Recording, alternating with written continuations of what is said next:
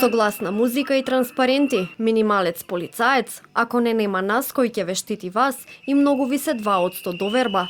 Членовите на независниот синдикат на полицијата протестираа. Марширајќи од судовите кај Мавровка, па се до судскиот совет, тие побараа повисоки плати, но и воедначување на судската пракса на цела територија на државата и спроведување на судските постапки во законски предвидените рокови. Порачаа и дека полицајците не се службеници од втор ред.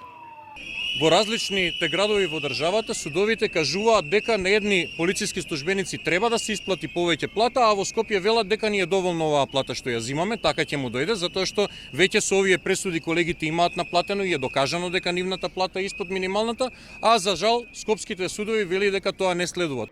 Владимир Литовски, помошник генерален секретар на независниот синдикат на полицијата, вработен во судска полиција, им порача на судиите да го чуваат својот интегритет и интегритетот на судството, така што ќе судат по закон. Тој рече и дека за безбедност не се штеди. Сакам да порачам до министерот за правда, министерката за финансии, за социјална политика, министерот и демографија, законот за судска служба, кој е веќе изготвен, да го остават така како што е во делот на судската полиција и во најбрз можен рок да го испратат до собранието на гласање, за да можат судските полицајци за прв пат да добијат бенефициран стаж. И да не дозволиме колеги од 62, 63, 64 години во судовите да се грижат за безбедноста, а на таа возраст сите знаете колку може да се обавува ова наша професија.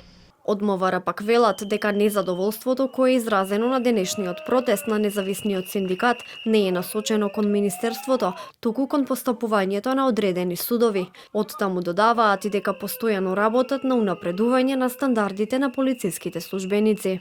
МВР постојано работи на унапредување на стандардот на полициските службеници и постојано сме во преговори со сите полициски синдикати и заедно се предлагаат и прифаќаат решенија за унапредување на статусот. Такви идеи и предлози веќе се имплементирале во колективниот договор меѓу МВР и синдикатот на полициските службеници, кои ги користат имплементираните придобивки. Диалогот со сите синдикати ќе продолжи. Доколку не се прифатат нивните барања, од синдикатот најавија и дека ќе ги известат сите братски синдикати од Балканот и Европа, како и сите амбасади и европски институции.